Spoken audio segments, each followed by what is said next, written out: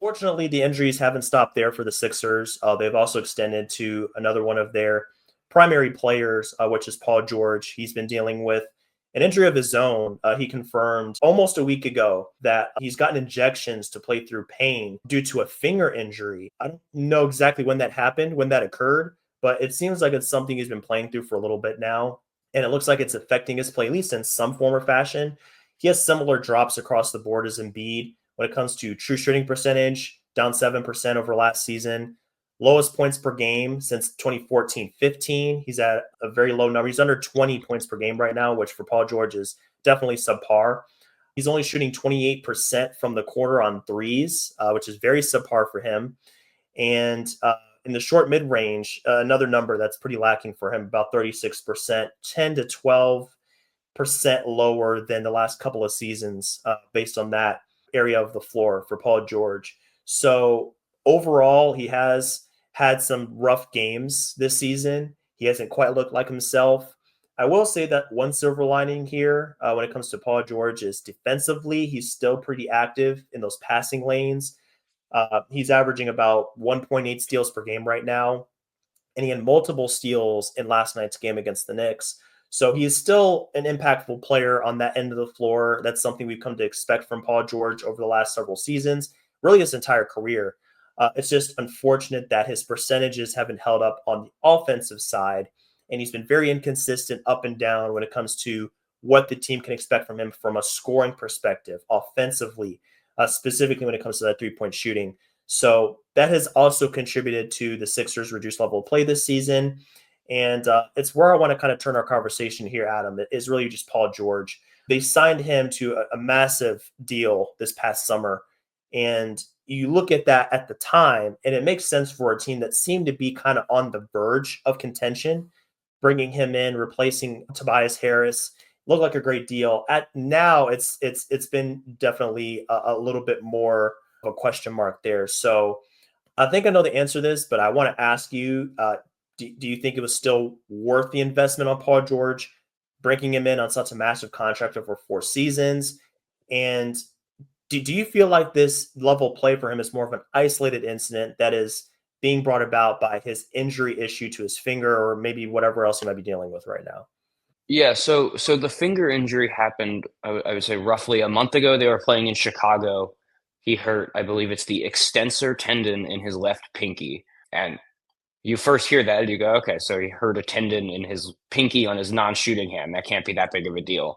But Hmm. he needs it in a splint, and it's completely immobilized. So he is like largely playing basketball with 9 fingers right now, which is obviously not an easy thing to do. Paul George is someone who he mentioned this last night. He likes to go left as a driver.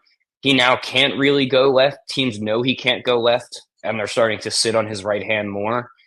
That's definitely played a part in these recent struggles. There was a game that they lost in Brooklyn where Joel Embiid and Tyrese Maxey both were ruled out, and you say, okay, this is Paul George's time to shine. This is where he takes over. Scored 2 points, and it was just because you can't. It's really hard to be comfortable shooting. It's hard to be comfortable dribbling. It's even hard to be comfortable passing the ball or catching the ball, which are sort of the most basic functions that you can do. And he's starting to get more comfortable with that. He was much better in the second half against the Knicks last night. He really got going in a way that he hasn't in a long time. He went, I believe, over a month without scoring 20 plus points in a game, which is sort of unbelievable for a guy that averaged over 20 points a game for over a decade going into this year, where now he's more like 16 and a half. So that has plagued him recently. But before this happened, he was still having an extremely disappointing season. And to me, the part that sticks out that is the most concerning is the burst or lack thereof. He's just really struggling to get downhill and get by people. And he's always been more of a pull up shooting guy than he's not like Giannis barreling towards the rim, for example. Right. But you have to have a certain amount of that to then leverage the pull up shooting ability. Like Exactly. the pull up shots are tougher if the defenders know they're coming and they're not really, sitting on a drive. Right. So that's been the biggest issue. And I do at phillyvoice.com, I do a mailbag every week. And on Tuesdays, and this week somebody's just asked, how cooked is Paul George? And he's definitely not cooked as a player. Like as you mentioned, the defense has been excellent, Oh yeah, way better than I expected. And actually, I would say just about every part of his game has been better than I thought it would be, other than the shooting and scoring, which right. have been so far below his typical standards that he looks like somewhat of a shell of himself. And when you just look at the numbers of like his shot profile, like the average shot he takes is a foot farther away from the basket with the Sixers than it was during his 5 years with the Clippers.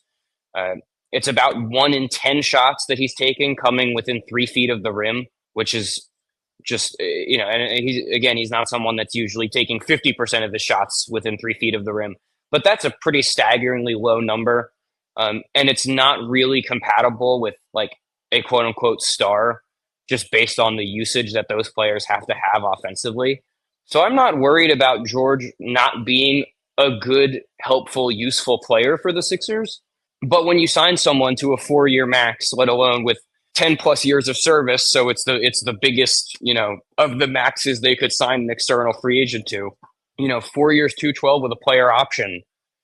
That's a guy that you're banking on to give you star level production night in and night out.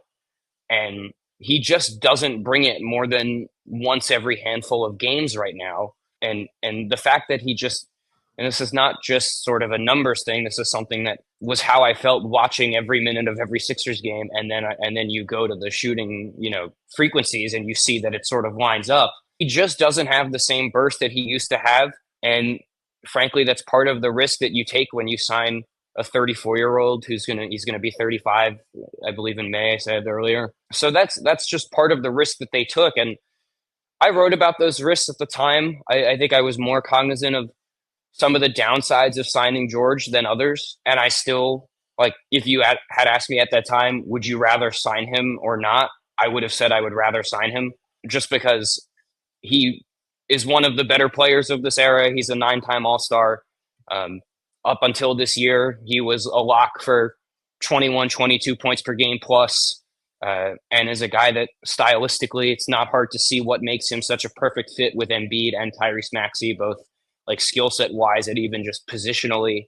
And so I understand why they did it. I probably would have done it myself, though I think I had maybe more concerns about it than they might have. There's no doubt he's still a good player. Nobody would dispute that watching the Sixers play. But after 5 years of everyone saying the same thing about Tobias Harris, of they're paying this guy like he's a star and he's just a useful player, it's just remarkable that it looks like that might be the next 4 years with Paul George, who, by the way, has been better here than Tobias Harris was here, and Oh, and for sure. Tobias has been playing great in Detroit, and that team has just been awesome to watch recently, and Yep, I could do a whole other podcast about enjoying the Pistons and the guys on that team, but for sure. but he's good. I can't stress this enough, because I think people, when they hear, when someone asks how cooked is Paul George, or is Paul George washed, or is Paul George on the worst contract in the league, all of those are fair questions, and I think it's if I was in charge of the Sixers and I could press a magic button that takes that contract off their cap sheet, I would. He is still good and can help a team win. It's just that you now have to sort of recalibrate what his role would be on like the optimal Sixers built around George and Embiid and Maxey, and like what his offensive role is. Because I think going into the season, people imagined George and Maxey as a sort of perfect 2A, 2B. Either one could be your second guy, depending on the night, depending on the matchup.